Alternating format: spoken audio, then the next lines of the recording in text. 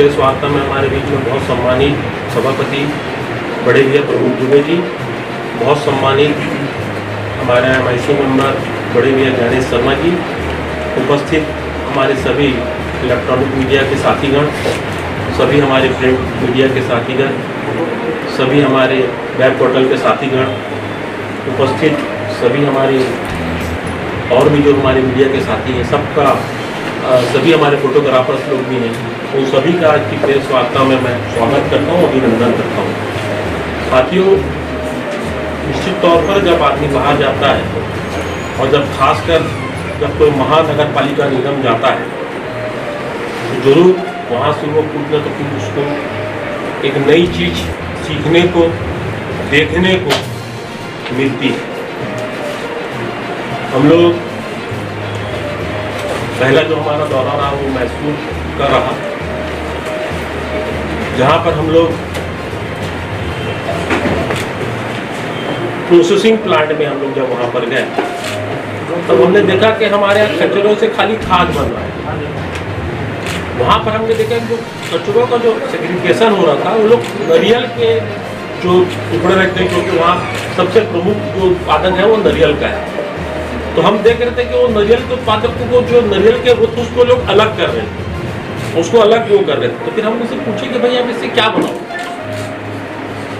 तो बड़ी अच्छी चीज वहाँ पर पता चली कि इससे रस्सी बनती है।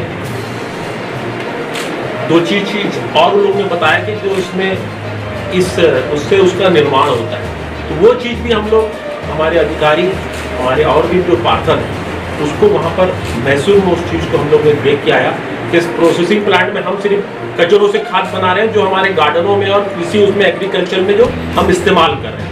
मगर अभी हमने ये चीज़, एक नई चीज़ वहाँ पर हमने ये चीज़ को वहाँ पर इजाफ किया कि ये चीज़ हमारे इधर रायपुर में भी ये चीज़ हमारे यहाँ भी अभी जो नारियल के जो वो निकलते हैं गुछ वो बहुत बड़ी मात्रा में यहाँ निकल रहे हैं। तो निश्चित तौर पर यह भी हम रायपुर में हमारे प्रोसेसिंग जो प्लांट है उसमें हम लोग इसको इजाफ करेंगे, इसको हम लागू करेंगे। दूसरा जो हमारा दौरा रहा वो बेंगलोर का रहा।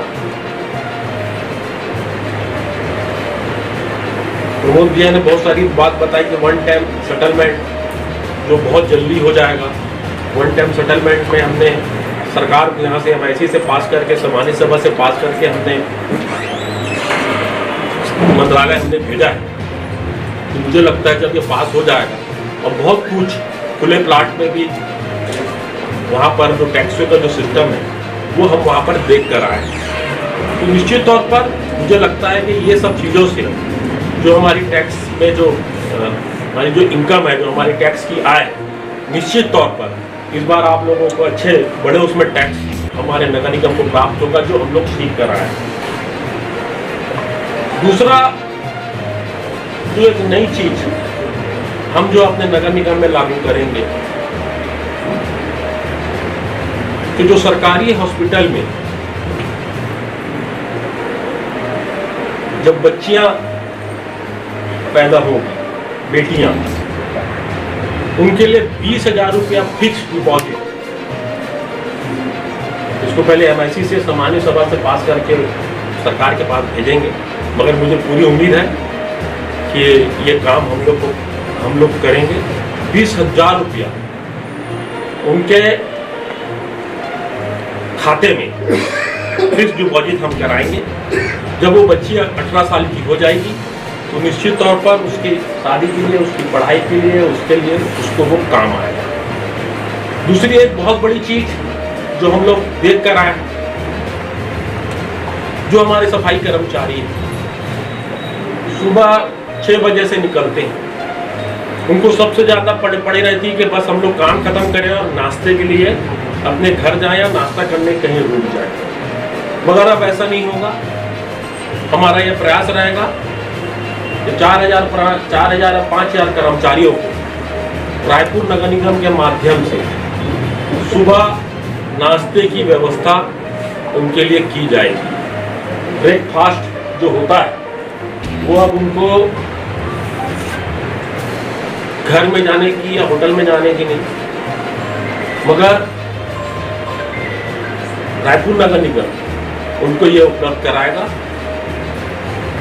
इसके लिए भी MIC सामान्य सभा से पास करके इस प्रस्ताव को ला के पास करके ये दोनों मुद्दे मुझे लगता है कि हम लोग ने बहुत बढ़िया वहाँ पर वो तीसरी चीज रैंक हार्वेस्टिंग सिस्टम जो हमारे यहाँ कंपलसरी नहीं है, इस बात को मैं मानता हूँ। और बेंगलोर में ये पूरे शहर में कंपलसरी है। आप अगर घर भी बना रहे हैं तो ये छोटा सा भी घर बना रहे हैं तो आपके लिए कंपलसरी है। अब हम इसको